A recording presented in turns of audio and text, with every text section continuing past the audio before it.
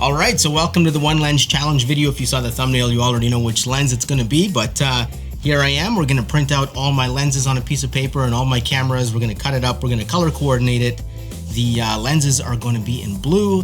The cameras are going to be in green. Now mix it up. And we're going to pick one of each. Alright, so here we go. We have, first we'll start with the camera. What is this? This is the Canon EOS R7. So that's going to be our camera, and our lens, Leica 90mm f2 Summicron R.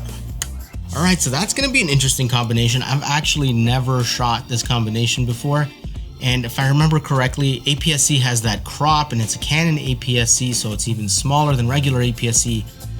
So if we do the math, I think a 90mm becomes like 160mm. I'm going to put it right down here. So we're going to be dealing with a telephoto lens on an APS-C sensor. So it's a nice spring day. Let's get the gear, let's set it up, and then let's go take some pictures. We got the camera.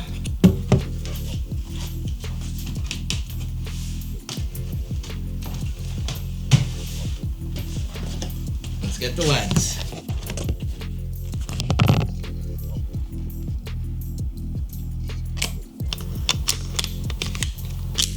Alright, so there's the 90mm, and this is a fun lens. This is the Leica Summicron R, and it's surprisingly sharp. It's really sharp. It's not, like, I love this lens, but at the same time I don't love this lens because it doesn't have a lot of that vintage character that I feel a vintage lens should have. It's almost, it was way ahead of its time. It's sharp like a 90s lens, but it was built way before the 90s, so it was ahead of its time, but it kind of sits in my opinion, no man's land, because it's like, you can buy an old retro 90s lens with autofocus that's just as sharp as this. So you don't get the vintage character and you get the autofocus, but I don't know, there's a certain funness to this lens too. This is the lens that my father gave me this lens. It was his lens. When I was a kid, I used to take his Leica and shoot pictures, and that's how I fell in love with photography. So it's kind of fun to use this lens. So it's gonna be nostalgic. And yeah, let's go shoot some pictures.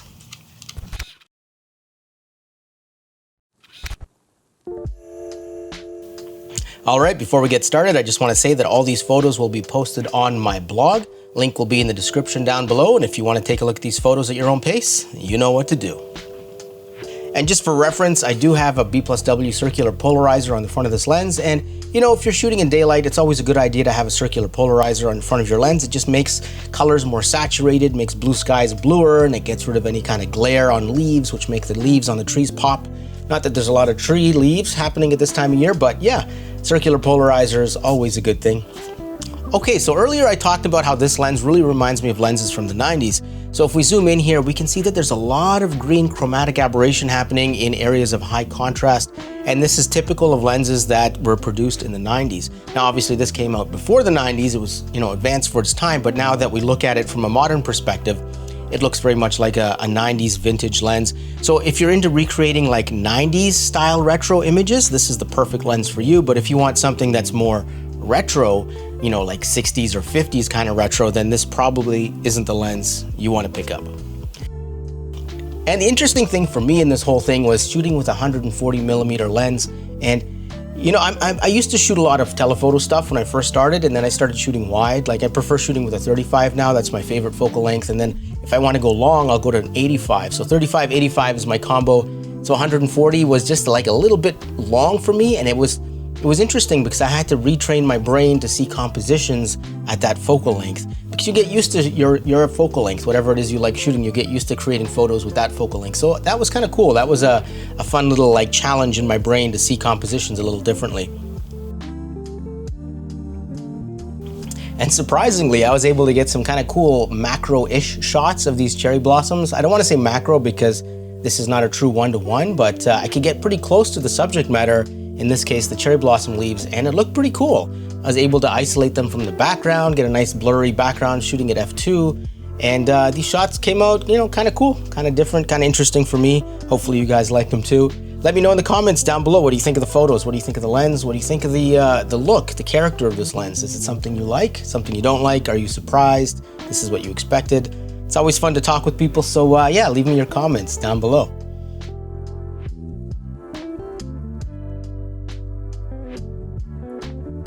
All right, even managed to get some shots of some other photographers doing their thing in the park. I figured, why not? Let's get some shots. And if you know these guys, I assume they're from Toronto because I'm in Toronto.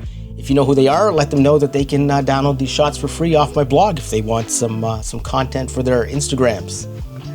Now, obviously, when you shoot with the sun behind you, as I'm shooting here, I'm shooting a cityscape and the sun is behind me, and the city looks great. It's nicely illuminated, there's great contrast, but I was also surprised at how this lens performed when I shot towards the sun. Like, you can see reflections off the water here from the sun aren't causing any kind of crazy flare.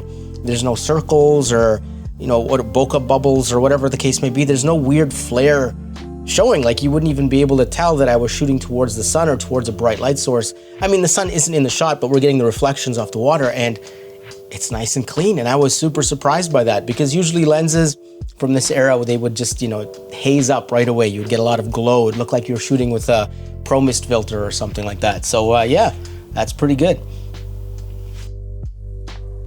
All right, so one thing to keep in mind is that the EOS R7 has a very high resolution sensor for APS-C. So it's a very demanding sensor. And any flaws in the lens will be seen in the photos easily. It just accentuates all the flaws. And other than the fact that there's a lot of chromatic aberration, you know, 90s vintage style stuff happening with this lens, other than that, this lens performs really well. Sharpness is amazing, clarity is amazing, micro contrast is amazing, regular contrast amazing, colors look good, although the circular polarizer on the front of the lens does help with the colors, but overall I would say that this lens performs really well. It's kind of hard to say that this is a vintage lens looking at these photos. The photos just look too good, you know what I mean? All right, and that's it for the sample shots. Hopefully that gave you a better idea of what this lens is all about and how it performs. All right, and those were the sample shots. Hopefully you liked them. Let me know in the comments what you think.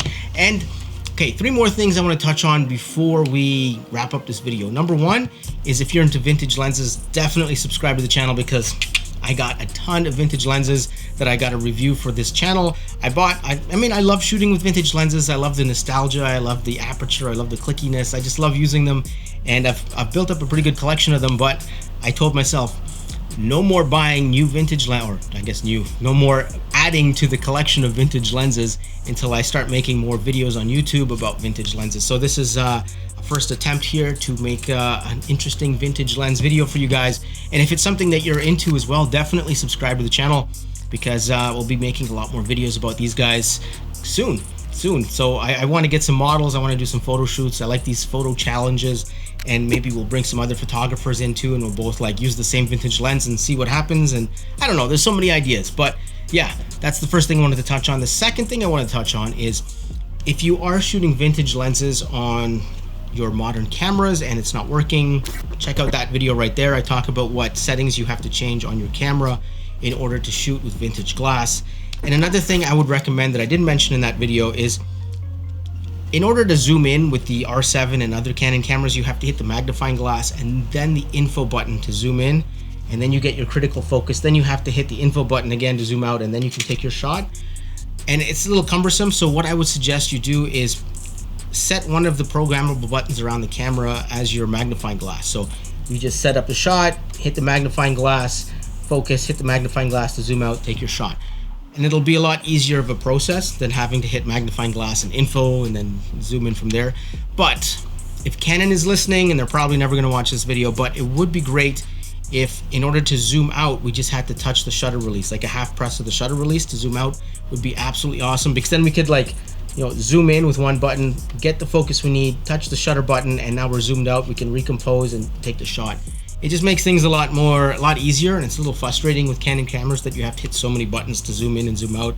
It's frustrating. So yeah, that's the second thing. And the third thing is this whole video has been shot with the DJI Pocket 3 and using the DJI Mic 2. Now, I'm not a huge fan of this mic. I think it sounds awkward. Let me know what you guys think, because it's certainly a lot easier to film YouTube videos with this Pocket 3. It's a quick and easy setup. You set it up, you hit record, and you go. Do you guys like it? Is the quality good? Is it acceptable, or does it look bad? Should I continue making videos with my mirrorless cameras instead? But yeah, so I'm working on a review on the Pocket 3. So I'm just trying to get some input from people who actually watch the content. All right, and now with that being said, this video is over. Thank you for watching. Definitely subscribe if you're into vintage lenses, because there's going to be a lot more vintage lens content on this channel. And if you're in the Toronto area, if you're a Toronto photographer and you want to work with me on some vintage lens shoots and stuff like that, definitely message me here on YouTube or Instagram or wherever, and let's connect. All right, peace out. See you guys in the next video.